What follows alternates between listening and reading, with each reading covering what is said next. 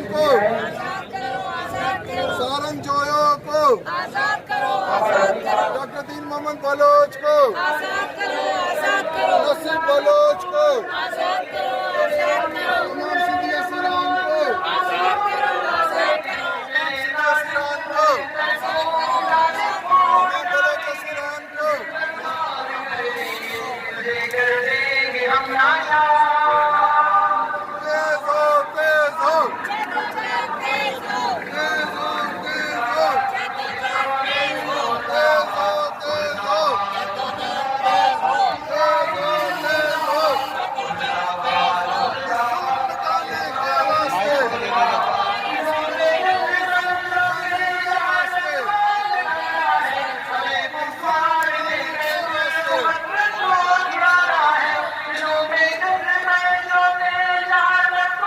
दोस्तों हींअर असां कराची प्रेस क्लब जे साम्हूं बीठा आहियूं।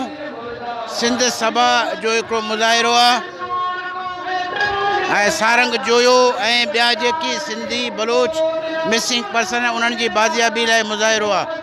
सो अचो त मुज़ाहिरीन खां थोरो पुछूं हिन अॼोके हिन मुज़ाहिरे जे बारे में। तव्हां छा चवंदा?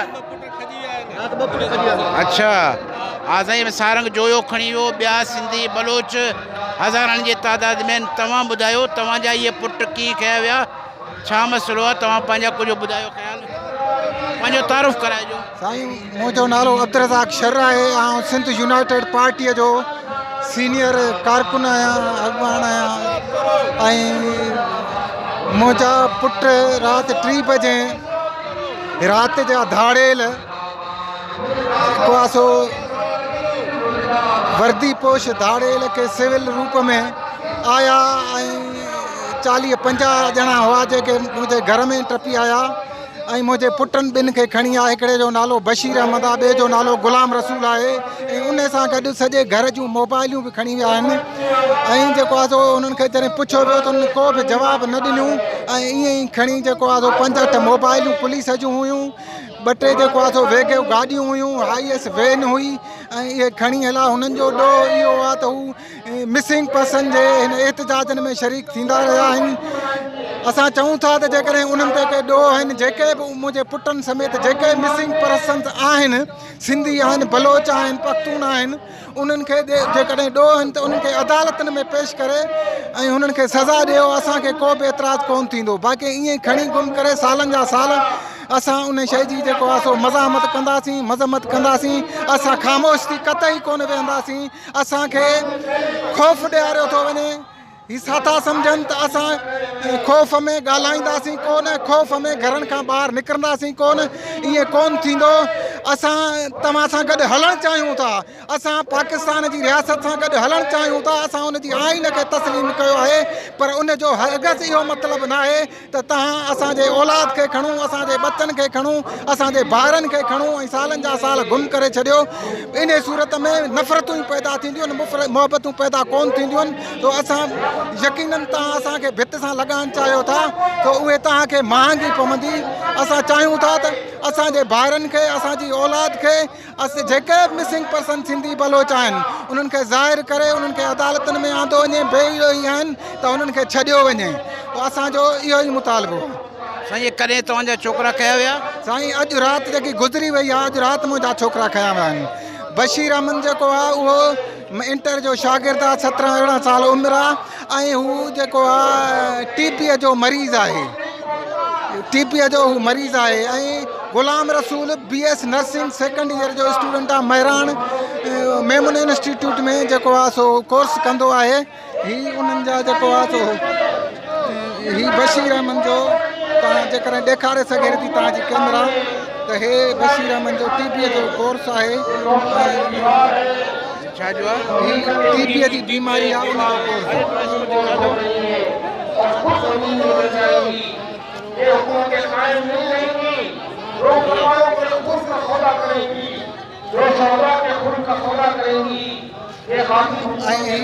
BS नर्सिंग जो कोर्स तो करे 2nd ईयर में।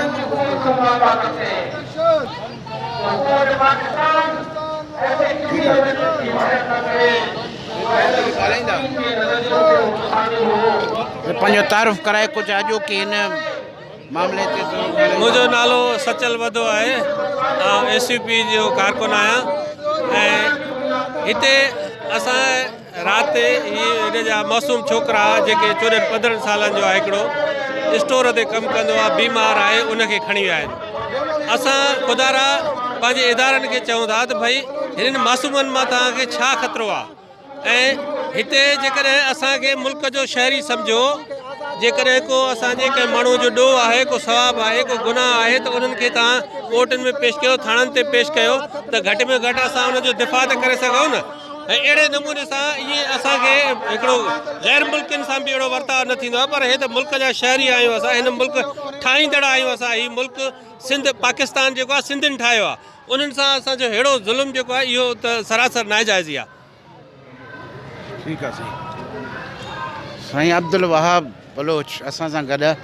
साईं अब्दुल वहाब साहब, ये जो हो रहा है बलोच मिसिंग पर्सनस का, और ये जो अभी सिंधियों के साथ भी ये ज़्यादती हो रही है, आखिर ये क्या हो रहा है? आप थोड़ा सा अपने देखिए, हम तो समझते हैं कि ये रियासत जो है उसने जो है उसकी बुनियादी जो है गैर फितरी है। उसने जो है पहले बलूचिस्तान पे तो बाकायदा जबरी कब्ज़ा किया, सिंध के लोगों को अलाक के नाम से मिला के पाकिस्तान बना के, उसके बाद जो है उन्होंने यहाँ पर जो है एक इस्तिसाली फ़ौज की शक्ल में, आर्मी की शक्ल में जो है कुव्वत जो है वो बना के वो आई। असल रूलर वही है।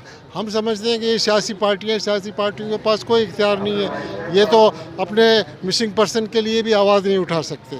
तो वो यही वजह है कि जो है दिन ब दिन रियासती जो एजेंसियां हैं वो जो है पहले बलोचों को उठा के गायब करती थी, उनके लाशों को फेंकती थी। अब वो सिलसिला उन्होंने यहाँ सिंध में भी शुरू किया है, और गुज़िश्ता 2-3 सालों से ये सिंध में भी ये चीज़ें बढ़ती जा रही हैं। हम समझते हैं कि कोई भी तहरीक है उसको जो है आप लाशों की सूरत में या लोगों को गुम करने के जो है गायब करने की सूरत में आप उसको ख़त्म नहीं कर सकते, बल्कि ये तहरीक मज़ीद और बढ़ती चली जाएगी। और रियासत से लोग जो है वो बेजार हो गए हैं। यही वजह है कि आज लोग इस रियासत से नफ़रत करते हैं और अपनी आज़ादी की बात करते हैं। हम मुतालबा करते हैं कि तमाम जो है सिंधी असीरान को, बलोच असीरान को, जो भी लापता हैं, मिसिंग पर्सन हैं, एजेंसियों के जो है कैद में हैं, उन सबको गैर मशरूत तौर पर रहा किया जाए, और अगर किसी पर कोई मुकदमात हैं तो उनको अदालत में पेश किया जाए।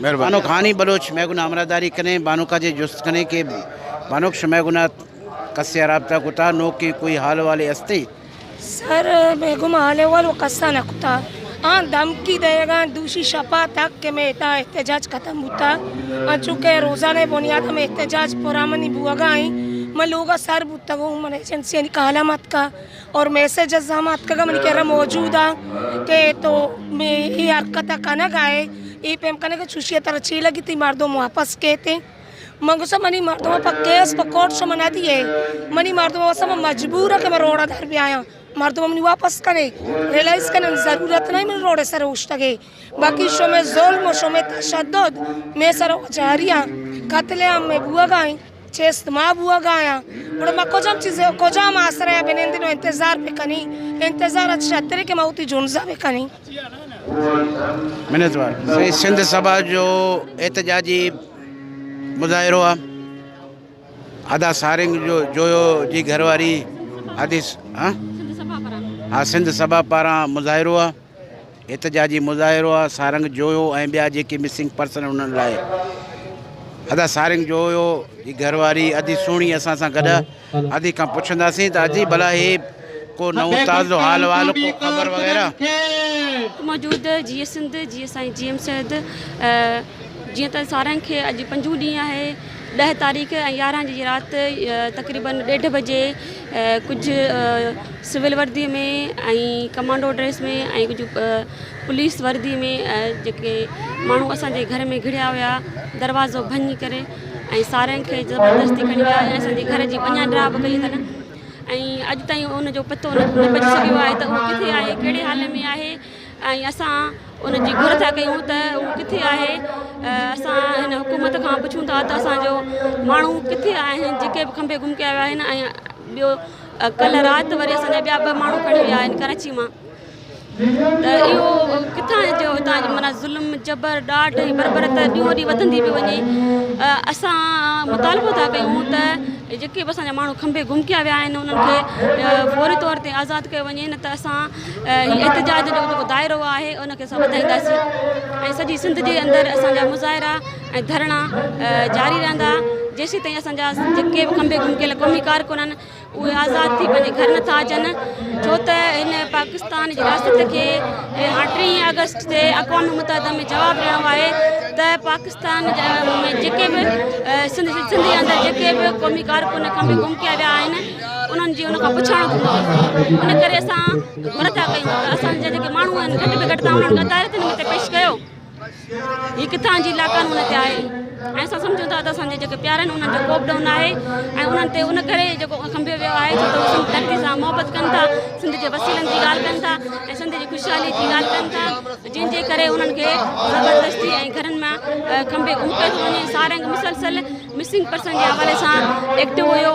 तक़रीबन 2 महीननि खां असां जेको आहे असांजी जिदोजहद जेका जारी हुई ऐं असां कराची प्रेस क्लब ते मुसलसल जेको सरापा एहतिजाज हुआसीं ऐं असां 3 ॾींहंनि जी हड़ताल रखी हुई ऐं अचर ते असांजी जेका आहिनि सुबुह खां वठी ॾियारी हड़ताल हूंदी हुई ऐं हर रोज़ु साईं इनाम अब्बासी पारां जेको ॾियारी एहतिजाज हूंदो हुओ असां उन में बि शरीक थींदा हुआसीं। असां सम्झूं था त असांजी आवाज़ खे ई दॿाइण जी जेका साज़िश आहे ऐं असां ख़ामोश न वेहंदासीं, असांजी इहा जिदोजहद जारी रहंदी। तव्हां केतिरा खमींदो, हिकिड़ो सारंग त न आहे, असांजे सां गॾु पूरी सिंध आहे। तव्हां हिकिड़ो माण्हू खमींदो असां सां गॾु 100 माण्हू थी वेंदा। तव्हां बग़ावत पिया फैलायो माण्हुनि में। अॼु सॼी सिंध सारंग जे लाइ उथी आहे, न सिर्फ़ु सारंग जे लाइ पर असां पूरे जेके बि सॼी सिंध मां खंबे गुम कया विया आहिनि असां उन्हनि जे लाइ सरापा एहतिजाज हूंदासीं। जेसीं असांजो हिकिड़ो क़ौमी कारकुन अक़ूबत खाननि में हूंदो तेसीं ताईं असांजी जिदोजहद जारी रहंदी।